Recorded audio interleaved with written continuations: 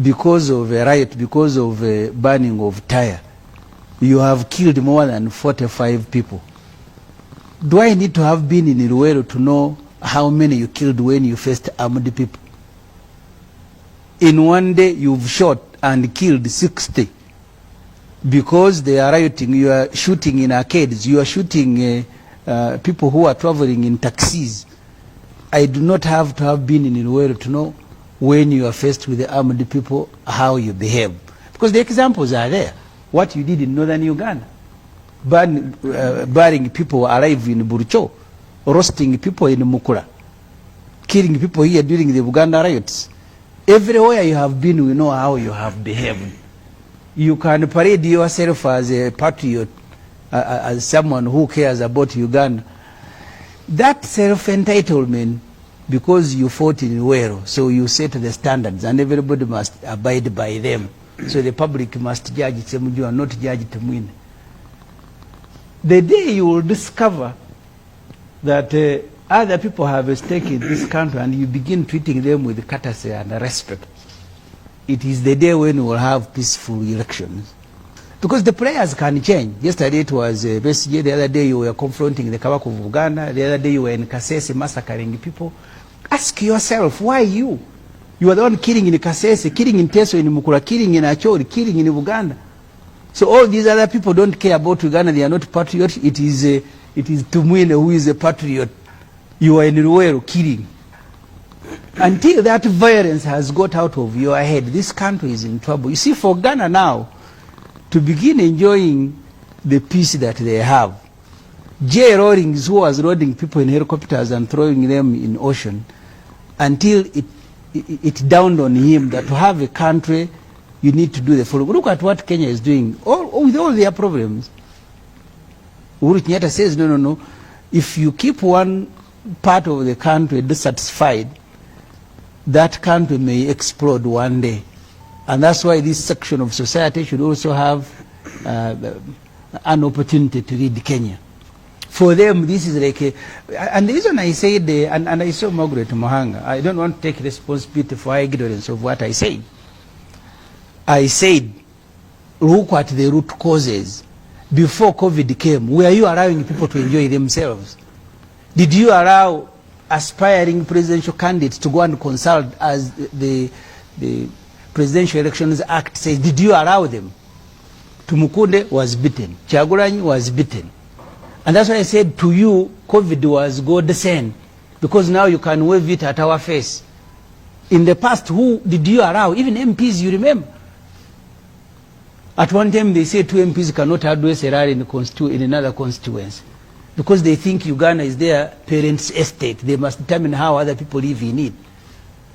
You can continue, because today you carry a gun.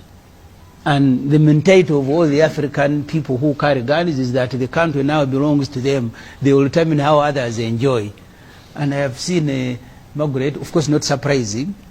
I have heard Temwine, of course also not surprising, who think they have a higher stake in Uganda. Other people are agents of provocateur. They are the ones disturbing peace, because policemen.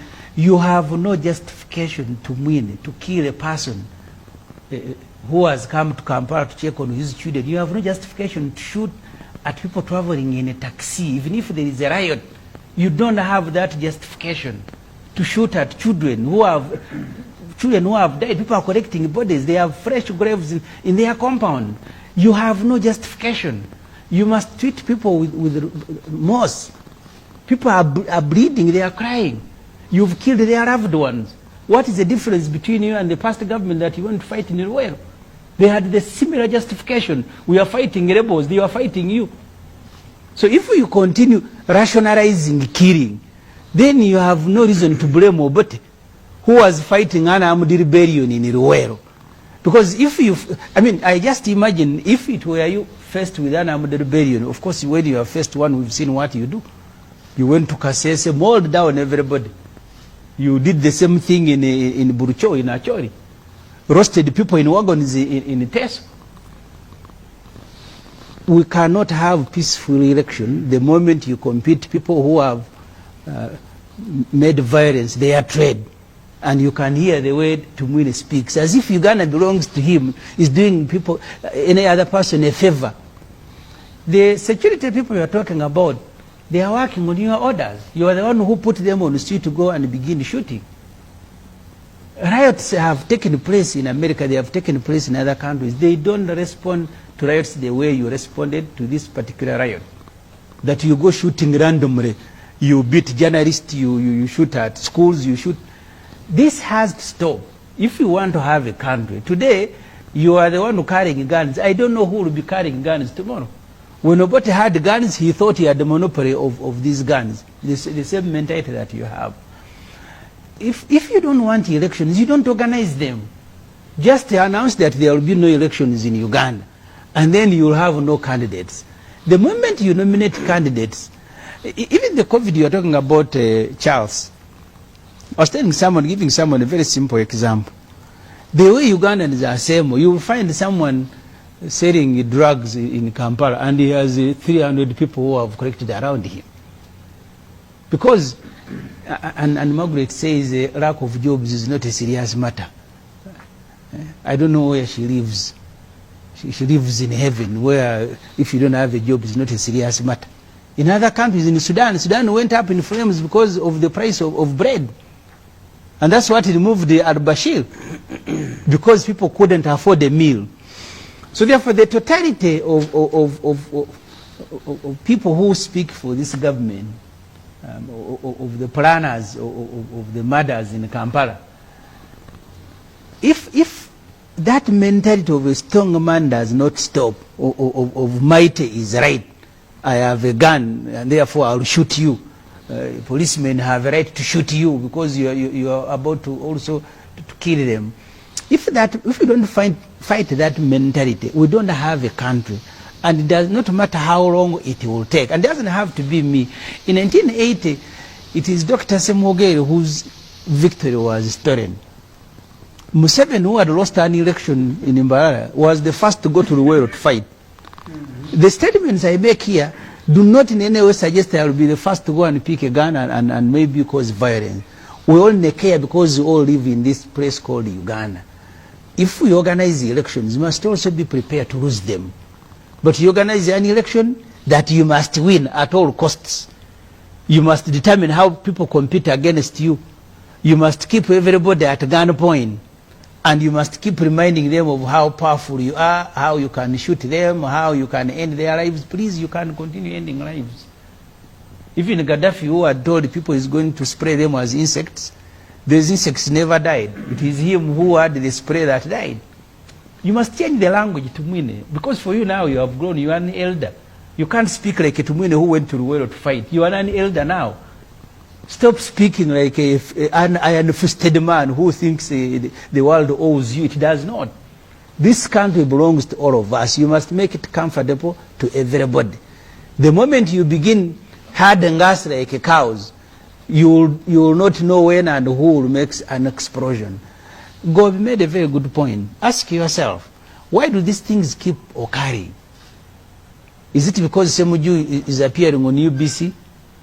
The other day, you were shooting at people protesting because you have stopped the Kabaka of Uganda from traveling, from enjoying in his own territory. You were in Kasese massacring people and you are saying they had guns. You are in Burucho burying people alive because there is a war you are executing in northern Uganda. You are in Mukura roasting people in wagon because there is a rebellion. Ask yourself, this anger, how do we deal with it? Do we deal with it by shooting at people? So when they fall silence for you, that is a victory. Now we have finished. You have seen him celebrating. After 3 days, we finished, and he's very happy. Yeah, 2 days. You finished after shooting people. They are still burning. They are very happy with you. You've said the public will judge. The public is judging you. That after tens of people are dead, for you, are you saying in 2 days we had finished, we had finished. Thank you for finishing in 2 days. General, you want to respond to that? One of the things he mentions is Gobisore. I thought General should respond to those direct references.